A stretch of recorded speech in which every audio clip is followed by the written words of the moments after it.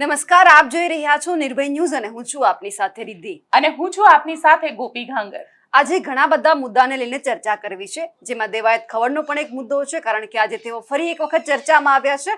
પણ એમની સાથે જ્ઞાનીબેન ઠાકોર, જે બનાસકાંઠાના સાંસદ છે, તે પણ ચર્ચામાં આવ્યા છે, કારણ કે જ્યારે લોકસભાની ચૂંટણી હતી ત્યારે બેન બે હાથ જોડીને મત માંગવા માટે ગયા હતા, પણ આજે જ્યારે એમની જનતાને એમની જરૂર છે ત્યારે બેન ક્યાંય નહોતા દેખાયા। બેન જૂનાગઢમાં હતા એટલે ખૂબ ટ્રોલ થયા। એમની સાથે મુખ્યમંત્રી પણ જ્યારે બનાસકાંઠામાં પહોંચ્યા ત્યારે એમના ઉપર પણ સવાલ થયા। એ એટલા માટે કારણ કે છેલ્લા લાંબા સમયથી બનાસકાંઠાની અંદર ભારે વરસાદ આવ્યો, અતિવૃષ્ટિ સર્જાઈ અને તમામ જે સ્થાનિકો છે નેતાઓને શોધી રહ્યા હતા કે જે એ સમયે વચન અને વાયદા આપીને ગયા હતા કે જ્યારે તમને જરૂર પડશે ત્યારે અમે તમારી સાથે ઊભા રહીશું, પણ કોઈ જ ન આવ્યું। પછી એકાદા નેતા ગયા એટલે બધા શરમે ને ધર્મે પાછળ ગયા। એટલે ગોપીબેન, સૌથી પહેલા તો આપણે દેવાયત ખવડના મુદ્દે ચર્ચા કરવી છે, કેમ આ વખતે ચર્ચામાં ફરીવાર આવ્યા? બિલકુલ રિદ્ધિ, જો તમને જણાવી દઉં કે દેવાયત ખવડ આજે ફરી ચર્ચામાં આવ્યા। ચર્ચામાં એટલા માટે આવ્યા કારણ કે ગીર સોમનાથની જે સેશન્સ કોર્ટ છે એ કોર્ટ દ્વારા દેવાયત ખવડના જામીન જે છે તેને રદ કરી દેવામાં આવ્યા છે। એટલે હવે દેવાયત ખવડ પાસે માત્ર બે રસ્તા છે,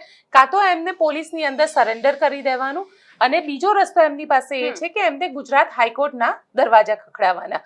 આ બે રસ્તા હવે દેવાયત ખવડ પાસે બચેલા છે। જે રીતે ધ્રુવરાજસિંહ ચૌહાણનો મામલો હતો ગીરની અંદર, જે રીતે એમને મારવામાં આવ્યો હતો અને દેવાયત ખવડ સાથે બીજા 15 લોકો ઉપર FIR રજીસ્ટર થઈ હતી અને ત્યાં તલાલા પોલીસ આનું ઇન્વેસ્ટિગેશન કરી રહી હતી અને એ વખતે જ્યારે પોલીસ દેવાયત ખવડને પોલીસમાં એટલે 24 કલાકની અંદર એક પ્રોસેસ હોય છે કે 24 કલાકની અંદર જે પણ આરોપી પકડાય છે તેને કોર્ટમાં રજૂ કરવાના હોય છે। દેવાયત ખવડ એક તો 5 દિવસથી એબ્સ્કોન્ડિંગ હતા, પોલીસ તેમને શોધી રહી હતી, ત્યારે દેવાયત ખવડ એમના ઘરેથી મળ્યા અને પોલીસ જ્યારે તેમને પકડીને લઈ ગઈ, 24 કલાક થયા નહોતા એ પહેલા જ્યારે એમને કોર્ટની અંદર રજૂ કરવામાં આવ્યા તો કોર્ટમાંથી એમને તરત ને તરત જામીન આપી દેવામાં આવ્યા। પોલીસે 7 દિવસના રિમાન્ડની માંગ કરી હતી, કારણ કે જે ધ્રુવરાજસિંહ ચૌહાણ છે તેમના દ્વારા એવું કહેવામાં આવ્યું હતું કે દેવાયત ખવડનો જે રૂમાલ મોં ઉપર બાંધેલો હતો એ ખુલી ગયો હતો અને મેં દેવાયત ખવડનો ચહેરો જોયો હતો। જ્યારે દેવાયત ખવડ ઉપર આટલો ગંભીર આરોપ લાગે છે તો કોર્ટે તેમના જે જામીન હતા તે તરત ઊભા લોઅર કોર્ટે જામીન આપી દીધા। એટલે દેવાયત ખવડને જામીન મળી ગયા તો પોલીસે 151નો કેસ દાખલ કર્યો અને 151ના કેસ તહેત પણ એમને 24 કલાક પોલીસ રાખી શકે છે। એટલે જામીન મળ્યા બાદ ફરીથી એમને 24 કલાક રાખ્યા, પાછા 10,000ના મેજિસ્ટ્રેટે બોન્ડ જે આવે છે તેના બોન્ડ રાખી અને મેજિસ્ટ્રેટ પાસેથી જે જામીન લેવાના હોય તે દેવાયત ખવડે લીધા અને પછી દેવાયત ખવડ છૂટી ગયા હતા।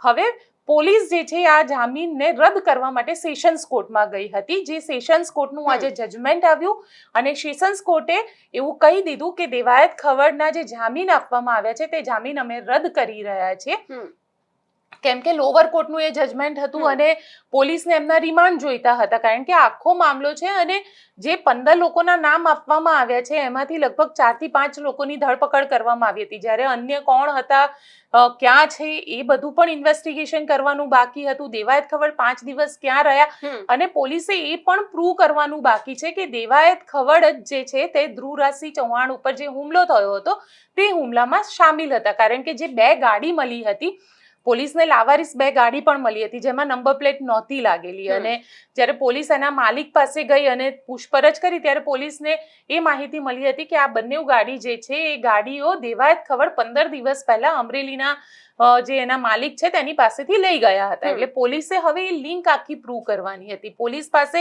ઇન્વેસ્ટિગેશનના ઘણા બધા પહેલું છે, કારણ કે ધ્રુવરાજસિંહ ચૌહાણ ઉપર હુમલો થયો છે, એના પગ ભાંગ્યા છે, એના હાથ ભાંગ્યા છે। આમ તો જોવા જઈએ તો આવા કેસની અંદર ત્યાં સુધી જામીન નથી મળતી જ્યાં સુધી આરોપી જે છે એ આરોપી માફ કરજો જે વિક્ટીમ છે, પીડિત છે, એ હોસ્પિટલમાંથી ઘરે નથી જતા।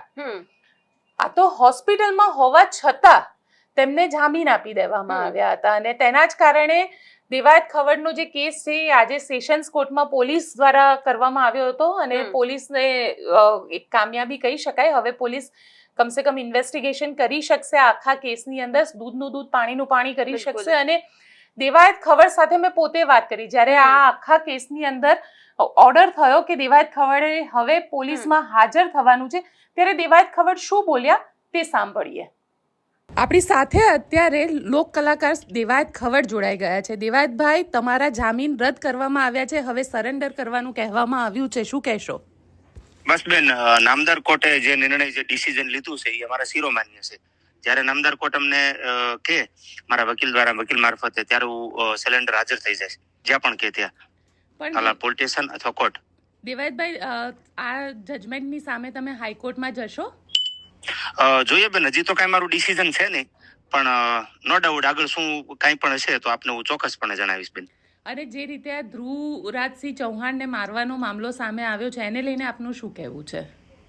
હવે અત્યારે તો આ જામીનની મેટરમાં એ વિષયને આપણે કેમ લાવશું બેન વચ્ચે? કારણ કે કેસ તો એ જ છે એટલે. હા, પણ હવે એ વિષય ઉપર તો કેમ આપણે ચર્ચા કરશું? કારણ કે અત્યારે વિષય આપણો એ છે કે ભાઈ નામદાર કોર્ટે જામીન ના મંજૂર કર્યા છે એમ.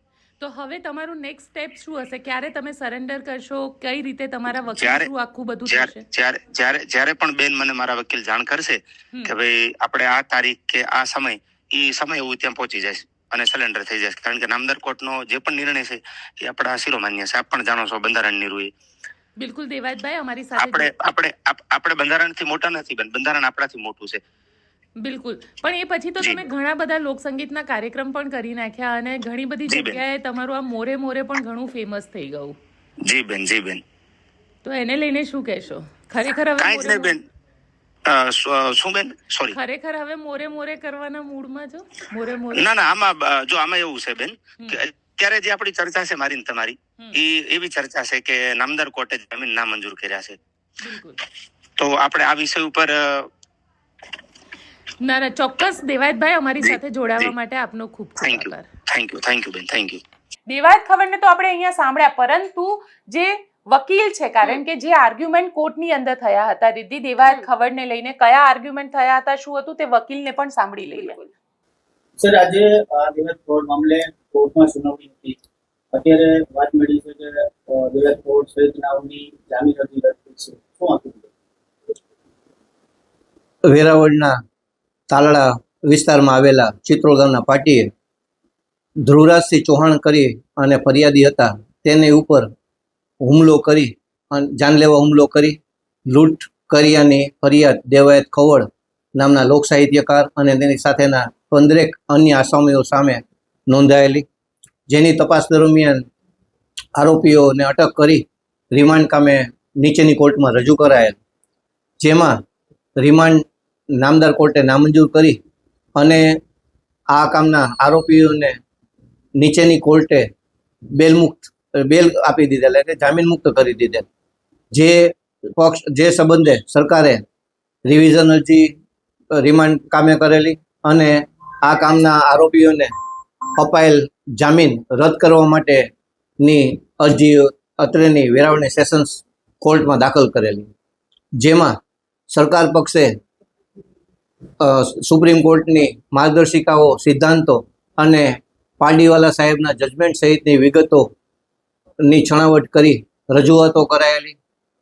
ધ્રુવરાજસિંહ ચૌહાણ જે ફરિયાદી હતા તેમના તરફે પણ વકીલ શ્રી ચૌહાણ હાજર થઈ અને સોગંદનામાની વિગતે હકીકતો રજૂ કરેલ, તેમજ આરોપીઓ તરફે પણ જે તે વકીલોએ રજૂઆતો કરેલ, જેને નામદાર કોર્ટે સાંભળેલી અને જ્યારે આજરોજ તેની મુદત હતી ત્યારે વિશેષ દલીલો અથવા રજૂઆતો કરવાની તબક્કે આ કામના આરોપીઓ તરફે પુરશીસ આપી અને સરકાર પક્ષે રજૂ કરેલી જામીન રદ કરવાની અરજીને અપોઝ નથી કરતા, એટલે કે બેલ કેન્સલ થાય તો વાંધો નથી તેવું સાદી ભાષામાં કહી શકાય તેવું જાહેર કરેલ છે. અને રિમાન્ડ કામે જે રિવિઝન અરજી છે તેમાં પણ અપોઝ નથી કરતા, એટલે તેમાં પણ આગળની ન્યાયિક કાર્યવાહી અથવા પોલીસ કામગીરી હાથ ધરે તો વાંધો નથી એવું વિગતે પુરશીસ આપી ડિટેલ્સ ઓર્ડર ઇન્વાઇટ ન કરતા પુરશીસ આપી અને આ કામમાં તે રીતે ન્યાયિક નિર્ણય કરવા માટે રજૂઆત કરાયેલી છે, જેથી સાંજે આજે નામદાર કોર્ટ તે સંબંધે હુકમ ફરમાવશે. પણ આરોપીઓ જે રજૂઆત કરેલી છે તે જોઈએ તો આ કામે આરોપીઓના જામીન અપાયેલા છે તે રદ થાય અને તેને રિમાન્ડ અપાય તો વાંધો નથી તેવું જાહેર કરાયેલ છે. મુખ્ય દલીલો કઈ રહી છે એના અનુસંધાને તેના જામીન રદ થયા છે? આ કામમાં પ્રથમથી જ બંધારણીય મુદ્દો કોન્સ્ટિટ્યુશનને લગતો હતો અને જે જજમેન્ટ નીચેની કોર્ટે લક્ષમાં લીધેલું તે પછી નવું જજમેન્ટ નામદાર સુપ્રીમ કોર્ટે નવી પાડીવાલા સાહેબની બેચે આપેલી, તેમજ નાગપુર હાઈકોર્ટે પણ 25/8 તેને લગત જજમેન્ટ આપેલું. આ તમામ હકીકતો તેમજ ફરિયાદ પક્ષ એટલે આરોપી પક્ષે જે રજૂઆતો થઈ હતી કે ભાઈ આમાં કાયદાકીય મુદ્દો છે અને જે અપાયેલ છે એ કોન્સ્ટિટ્યુશન ટૂંકમાં બંધારણીય જે લોકોને અપાયેલા અધિકારો છે એનું હનન થતું હોય તો એમને જે જામીન આપવા જોઈએ એવી રજૂઆત નીચેની કોર્ટે કન્સિડર કરેલી. તે સંબંધે આ દરેક વસ્તુમાં દરેક સંજોગો સમાન નથી હોતા અને નવું જે જજમેન્ટ છે તેની હકીકત ધ્યાને લઈએ તો આવા ક્ષુલ્લક કારણોસર આવા ગંભીર ગુનામાં જામીન ન આપવા જોઈએ તેવી સરકાર પક્ષની જે રજૂઆત હતી તે બધું ધ્યાને લઈ અને આ કામમાં આજરોજ આ રીતે કોશિશ આપી અને બેલ કેન્સલ કરવામાં અને રિમાન્ડ આપવામાં વાંધો નથી તેવું જાહેર કરાયેલ છે. દીદી, હવે જોવાનું ખૂબ દિલચસ્પ રહેશે કે દેવાયત ખવડ પોલીસમાં હાજર થાય છે કે પછી ગુજરાત હાઈકોર્ટના દરવાજા ખખડાવે છે, કારણ કે દેવાયત ખવડ પાસે હવે માત્ર 2 રસ્તા બચે છે. કાં તો ગુજરાત હાઈકોર્ટના દરવાજા ખખડાવવાના, કાં તો પછી પોલીસની અંદર સરેન્ડર કરવાનું. દેવાયત ખવડ તો અહીંયા સ્પષ્ટપણે કહી રહ્યા છે કે મારા વકીલ જે પ્રમાણે કહેશે તે પ્રમાણે હું કરીશ. આમ તો જોવા જઈએ તો વકીલ હંમેશા ઉપલી કોર્ટમાં જવા માટેની જ સજેશન આપતા હોય છે. એટલે હવે જોવાનું પણ રહેશે કે દેવાયત ખવડ જે છે ગુજરાત હાઈકોર્ટના દરવાજા ખખડાવે છે કે નથી ખખડાવતા, ક્યાં સુધીમાં ખખડાવશે, કારણ કે એમની પાસેનો જે સમય હશે, કોર્ટનું એક ડ્યુરેશન હોય કે તમારે આટલા કલાકની અંદર કાં તો પોલીસમાં હાજર થવાનું કાં તો પછી ઉપલી કોર્ટની અંદર મૂવ થવાનું છે. એટલે એ સમયગાળાની અંદર દેવાયત ખવડ ત્યાં આગળ ફરીથી કોર્ટમાં જશે કે નહીં એ પણ જોઈશું. અને કારણ કે દેવાયત ખવડ આમ તો મોરે મોરો કરવા માટે ખૂબ ફેમસ છે, એટલે હવે કદાચ અહીંયા દેવાયત ખવડનો મોરે મોરો થતો હોય એવું લાગી રહ્યું છે. દીદી, બિલકુલ, સાથે એ પણ સમજવું છે કે જે દેવાયત ખવડ ગીર સોમનાથમાં જે આ બધો કાંડ થયેલો ચર્ચામાં આવ્યા, હવે ઉત્તર ગુજરાત તરફ જઈએ. ગેનીબેન ઠાકોર ખૂબ ચર્ચામાં આવ્યા છે. ગેનીબેન ઠાકોરની આપણે વાત કરી લઈએ. દીદી, હવે ગેનીબેન ઠાકોરની વાત કરી લઈએ, ચર્ચા કરી લઈએ, કારણ કે જે પબ્લિક ગેનીબેન ઠાકોરની હતી એ પબ્લિકની વચ્ચે ફ્લડ દરમિયાન ગેનીબેન ઠાકોર જે છે તેમની ગેરહાજરી અહીંયા આગળ ખૂબ લોકોએ નોંધ લીધી તેની. એ સમજવું છે કે જ્યારે કેટલા લાંબા સમય દરમિયાન વરસાદ આવ્યો, બરાબર. ગેનીબેન ઠાકોરની એક વાત એવી છે કે એમણે કીધું કે જ્યારે હવામાન વિભાગે આગાહી કરી કે વરસાદ આવવાનો છે તો એમણે અને ગુલાબસિંહ રાજપૂતે એક પોસ્ટ મૂકી અને લોકોને એવું કીધું કે અમારા મોબાઈલ નંબર છે, જ્યારે તમને અમારી જરૂર હોય ત્યારે આમાં ફોન કરજો કે જ્યારે આટલી વરસાદની આગાહી કરવામાં આવી છે તો લોકોને જરૂર પડશે, અમે તમને લોકોને સાવચેત કરીએ છીએ. એટલે સૌથી પહેલા સવાલ બેન ઉપર ત્યારે થયો કે મોબાઈલ નંબર લખવાથી લોકો તમારી સુધી નહીં આવે. કેટલા લોકો તમને ફોન કરતા હશે, વરસાદ આવવાનો છે ખબર છે તો તમારે તંત્રની પાસે સામે ચાલીને જવું પડે, કહેવું પડે કે આપણી પાસે કેવા આગોતરા આયોજન છે. એટલા માટે અને હવે જ્યારે સવાલ ગેનીબેન ઠાકોરને લઈને એ પણ થઈ રહ્યો હતો એટલે સવાલ ત્યાં ફરી એક વખત ઊભો થાય છે કે જ્યારે ગેનીબેન ઠાકોર છે જ્યારે જુનાગઢની અંદર જેમની પ્રશિક્ષણ જે શિબિર છે કોંગ્રેસની ત્યાં ચાલી રહી હતી એટલે બેન ત્યાં હાજર હતા, બરાબર. એટલે ત્યાંની જનતા એવું કીધું છે કે બેનને એ વધારે જરૂરી છે કે અમે વધારે જરૂરી છીએ. બિલકુલ રીતિ, જો ગેનીબેન ઠાકોરની વાત કરવામાં આવે તો ગેનીબેન ઠાકોર માટે અત્યારે તકલીફની વાત એ છે કે જે વખતે લોકસભાની ચૂંટણી હતી, બનાસની બેન ગેનીબેન, બનાસની સિંહણ, બનાસની લોકોએ મામેરું કર્યું હતું. ગેનીબેન જે આખી ચૂંટણી લડ્યા હતા એ ચૂંટણીમાં કોકે 10 રૂપિયા આપ્યા હતા, કોકે 50 રૂપિયા, કોકે 100 રૂપિયા, આવી રીતે ક્રાઉડ ફંડિંગ કરીને ગેનીબેન આખી ચૂંટણી લડ્યા હતા. અને ગેનીબેનની ચૂંટણીનો અડધાથી વધારે ખર્ચો જે છે એ બનાસકાંઠાની જનતાએ કાઢ્યો હતો. અને તેવામાં જ્યારે સુઈગામ, વાવ, ભાબર આ બધા જે વિસ્તાર છે આ વિસ્તારની અંદર ખરેખર ગેનીબેનની જરૂર હતી. અને ગેનીબેન જ્યારે એવું દાવો કરતા હોય કે હા બનાસની બેન ગેનીબેન મને હોકારો કરજો, હું આવીશ તમારી વચ્ચે, ત્યારે જ્યારે બેન હતા નહીં. અને સૌથી વધારે સ્થિતિ તો એ ખરાબ છે કે તમે જુઓ છેલ્લા લગભગ 4 થી 5 દિવસ થયા, વરસાદ બંધ થઈ ગયો છે, સૂર્યદેવ નીકળી ગયા છે ત્યાં આગળ, પણ સતત પાણી હજી ભરેલું છે. એ પાણી હા. કારણ કે રણ વિસ્તાર છે, હમ. એ પાણી એટલું જલ્દી ત્યાંથી જશે પણ નહીં. અને તેવામાં લોકોને ખરેખર મદદની જરૂર હતી. બનાસકાંઠાના અને ખાસ કરીને સુઈગામ, ભાભર, હા. વાવ, આ બધા જે વિસ્તાર છે તેના લોકોને ગેનીબેનની જરૂર હતી અને ગેનીબેન ત્યાં હાજર જ નહોતા. ગેનીબેન ક્યાં હતા? તો કે ગેનીબેન જુનાગઢમાં પ્રશિક્ષણ શિબિરમાં હતા. જ્યારે ગેનીબેને ખરેખર જનતાની વચ્ચે, ચલો એક દિવસ આપણે માની શકીએ કે વરસાદ પછીનો એક દિવસ ઉપરાષ્ટ્રપતિની ચૂંટણી હતી એટલે ગેનીબેન દિલ્હીમાં હતા. દિલ્હીમાં હોય એ વાતને તમે માની શકો કે દિલ્હીમાં છે, બરાબર છે, કારણ કે વોટ પણ એટલો જ મહત્વનો છે. હા. પણ હવે જ્યારે તમારું વોટિંગ પૂરું થઈ ગયું છે અને તમારે જનતાની વચ્ચે જવું જોઈએ, ત્યારે તમે જનતાની વચ્ચે નથી જતા, તો સ્વાભાવિક છે લોકોનો ગુસ્સો જે છે એ ફૂટી નીકળશે. અને સૌથી મહત્વની વસ્તુ તમે જુઓ, જનતા જ્યારે ખરેખર પીડામાં હતી હા. ત્યારે જે ત્યાંના ધારાસભ્યો, જે સ્થાનિક ધારાસભ્યો, બધા વિધાનસભામાં હતા. બિલકુલ. અને વિધાનસભામાં બનાસકાંઠાની પૂરને લઈને વાત કરવામાં કેટલી વાર આવી? માત્ર 2 વાર, 3 વાર. આનાથી વધારે ચર્ચા પણ નથી થઈ, કારણ કે આ દર વખતની સમસ્યા છે. એક વાત એ પણ છે કે અમૃતજી ઠાકોર જ્યારે વાત કરતા હતા પૂરની, તો શંકર ચૌધરી અમને ઘણી બધી વખત રોક્યા. જ્યારે એ લોકો રજૂઆત કરે છે કે અમારા વિસ્તારમાં અત્યારે સમસ્યા થઈ રહી છે, અને શંકર ચૌધરી પોતે ત્યાંથી આવે છે, તો પછી સૌથી રોકવાનો મહત્વની મતલબ વસ્તુ. કઈ રીતે છે અહીંયા? બિલકુલ. જો રીતિ, સવાલ એ જ છે કે નેતાઓને જ્યારે વોટ જોઈએ છે ત્યારે જ પબ્લિક યાદ આવે છે, ત્યારે જ જનતા યાદ આવે છે. બાકી નેતાઓને કોઈ પડી જ નથી જનતાની. અને ખરેખર જનતા સમસ્યાની સાથે ઘેરાયેલી છે. જનતાને ફ્લડની વચ્ચે છે, ખાવાનું નથી ખાધું, પાણી નથી પીધું. એમના જે ગાય ભેંસ છે, કારણ કે બનાસકાંઠા જિલ્લો આખો પશુ પર આધારિત જિલ્લો છે અને ત્યાં આગળ બનાસ ડેરી સૌથી મોટી ડેરી છે. અને તેવામાં જ્યારે ખરેખર લોકોને નેતાની જરૂર છે ત્યારે નેતા ત્યાંથી ગાયબ છે. ગેનીબેને એક પત્ર લખ્યો મુખ્યમંત્રીને, એનો મતલબ એ નથી થતો કે ગેનીબેનની બધી જ જવાબદારી પૂરી થઈ ગઈ. ગેનીબેન લોકોની વચ્ચે હોવા જોઈતા હતા, પણ ગેનીબેન નથી.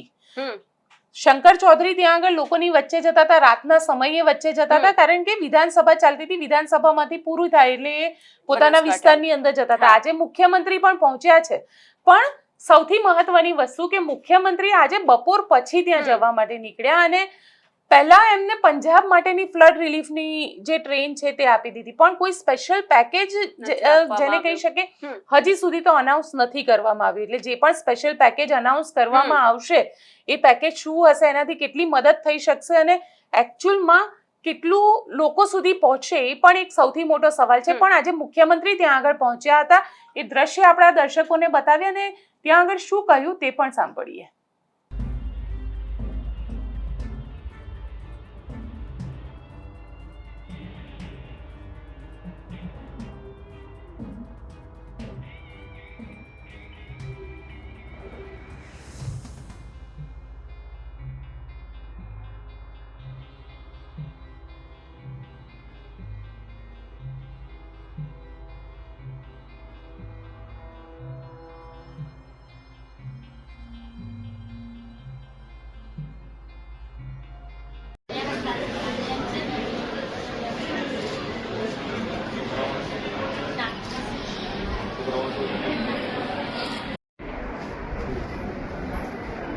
શિવનગર ગામના શિવગામનું શિવનગર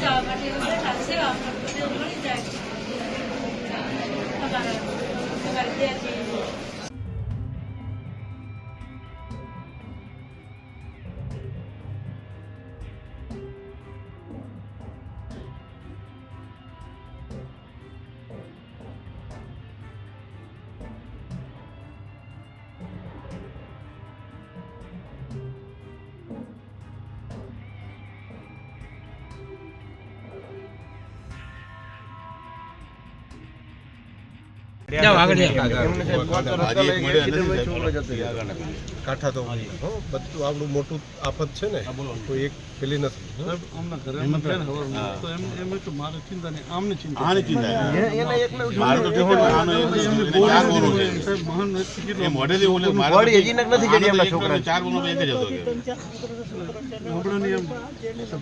આ જે છે ને પરિવારની ભાવના ગામની ભાવના એને મારા તો 2 છોકરા બીજા કુટુંબ કબીલો છે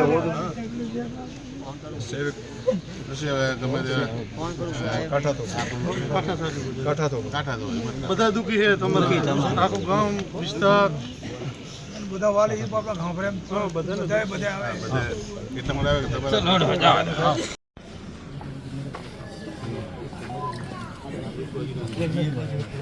એક નહીં મળ્યું સાહેબ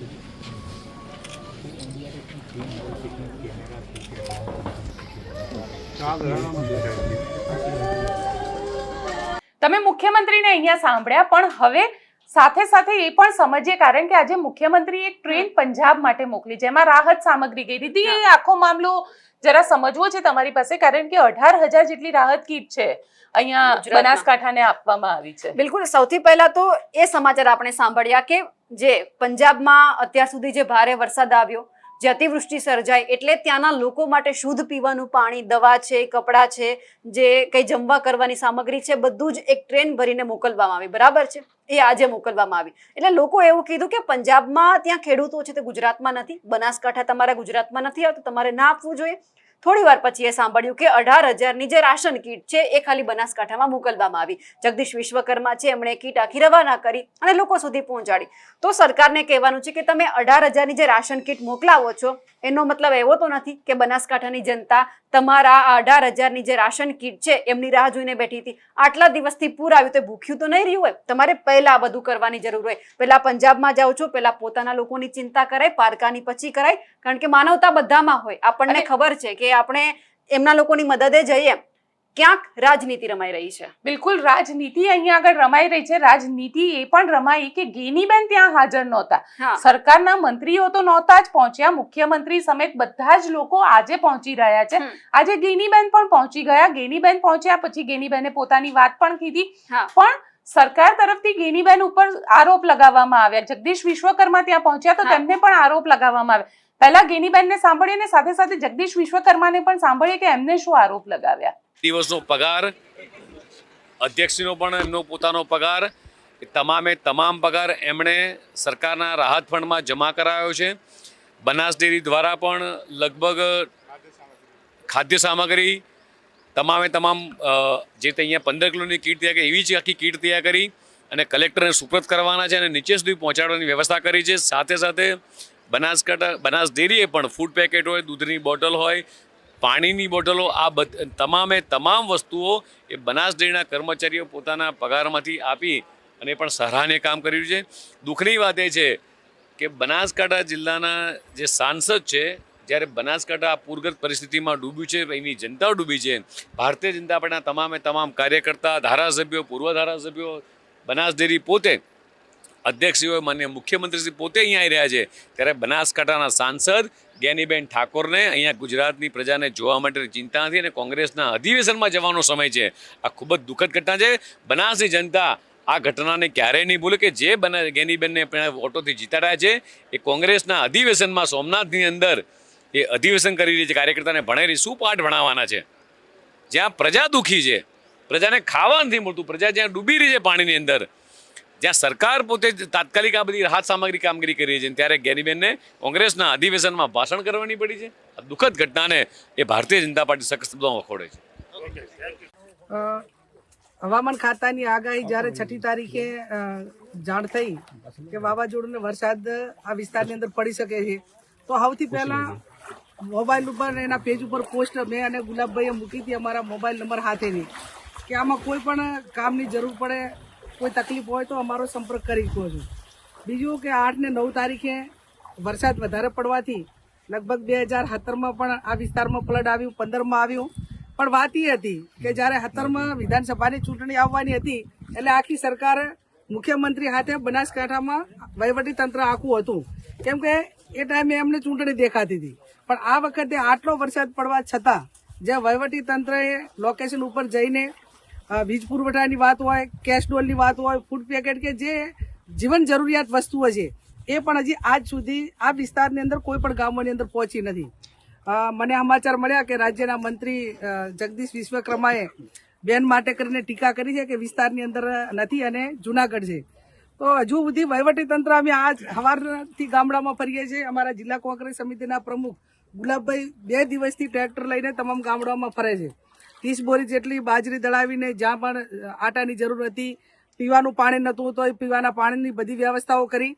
અમે સરકારમાં ન હોવા છતાં અમારાથી જે કંઈ મદદ થાય અને અમે નવાઈ પણ નથી કરતા. એ અમારો એક આ વિસ્તારના લોકોના આશીર્વાદ કાયમી અમારી સાથે રહ્યા છે. અને હોય કે ના હોય, પક્ષાપક્ષીને બર રહીને જ્યારે અત્યારે એક કુદરતી આફતમાં સૌથી પહેલી જવાબદારી સરકારની આવે છે અને એને સાથ સહકાર આપવાની જવાબદારી વિરોધ પક્ષની છે. એ ભૂમિકા અમારે અદા કરવાની હોય અને છતાં જેની જવાબદારી છે એ કામ કરવાને બદલે કોઈની ટીકા ટિપ્પણીમાં પડે છે.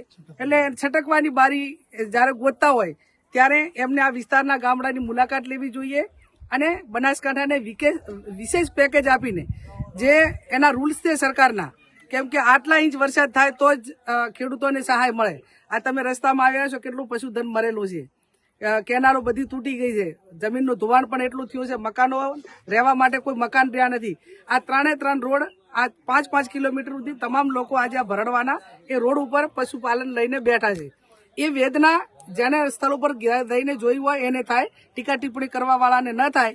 એટલે ટીકા ટિપ્પણી એ રાજકારણમાં આક્ષેપ કર્યો કે બનાસ ડેરીના કર્મચારીઓએ પગાર એક આપીને પણ અત્યારે સહાય કરી બનાસ રહ્યા છે. બનાસ ડેરી આખી મદદ કરે ને તો નવાઈ નથી કરતી. બનાસ ડેરી એ કોઈ વ્યક્તિની કે કોઈ પક્ષની નથી, પશુપાલકોની મહેનત મજૂરીથી ઊભી કરેલી આ ડેરી છે. અને જ્યારે કુદરતી આફત આવે ને ત્યારે સૌથી પહેલા સહકારી સંસ્થાઓ કે જેને જિલ્લાના પશુપાલનને ખેડૂતોના પરસેવાથી એની અંદર એ સંસ્થાઓ સદ્ધર થઈ છે. અને આવા સમયે જ્યારે સહકારી સંસ્થાઓ રાજકારણ આગળ કરીને એને ટીકા ટિપ્પણી કરીને કે આમ પોતે આમ ખૂબ નવાઈ કરે છે અને એક આખી જાણે પોતે ઉપકાર કરતા હોય એ પ્રમાણેની વાત જો કરતા હોય તો હું માનું ત્યાં સુધી બનાસકાંઠાના પશુપાલન ખેડૂતોનું અને સમગ્ર જેણે આ પરસેવો વાવીને કે એમાં મહેનત મજૂરી કરીને એમને યોગદાન આપ્યું છે, ક્યાંક ને ક્યાંક એનું અપમાન છે. સરકારની કેટલી મદદ અહીંયા પહોંચી છે, તમે વિસ્તારમાં પહોંચ્યા છો, શું લાગે છે તમને? હું કોઈ પૂછું ટીકા ટિપ્પણી કરું એના કરતા ભરડવા ગામના તમામ આગેવાનો છે કે આજ સુધી હજી આ ગામની અંદર વહીવટી તંત્ર કોઈ તલાટી કમ મંત્રી જેવું પણ આવ્યું હોય તો તમે ગામ લોકોને પૂછી જો, એમાં મારે કઈ કહેવાનું રહેતું નથી. કમ્પ્લીટ. તો જે રીતે અત્યારે ગેનીબેન ઠાકોર ઉપર આક્ષેપો થઈ રહ્યા છે, સરકાર એમના ઉપર ક્યાં કહી રહી છે કે તમે સાંસદ છો, તમે ક્યાં હતા, તો ગેનીબેન ઠાકોર ભાજપને આડે હાથ લઈ રહ્યા છે. તમામ નેતાઓને કહેવાનું કે એકબીજા ઉપર આક્ષેપબાજી બંધ કરો, તમારા લોકોની મદદ કરો. આટલા સમય દરમિયાન તમે નહોતા હાજર રહ્યા, એમનું તો કંઈક તમે ભરપાઈ કરો. ખાલી તમે આટલી કીટ મોકલી દો, એમનાથી કંઈ નથી થવાનું.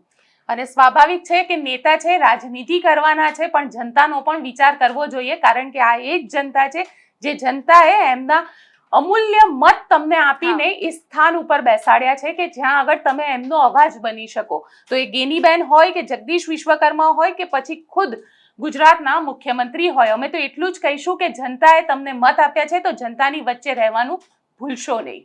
આપને આજનો અમારો રિપોર્ટ કેવો લાગ્યો કોમેન્ટ બોક્સમાં ચોક્કસથી લખીને જણાવજો અને અમારી ચેનલ નિર્ભય ન્યૂઝને લાઇક, શેર અને સબસ્ક્રાઇબ કરવાનું ભૂલશો નહીં. આભાર.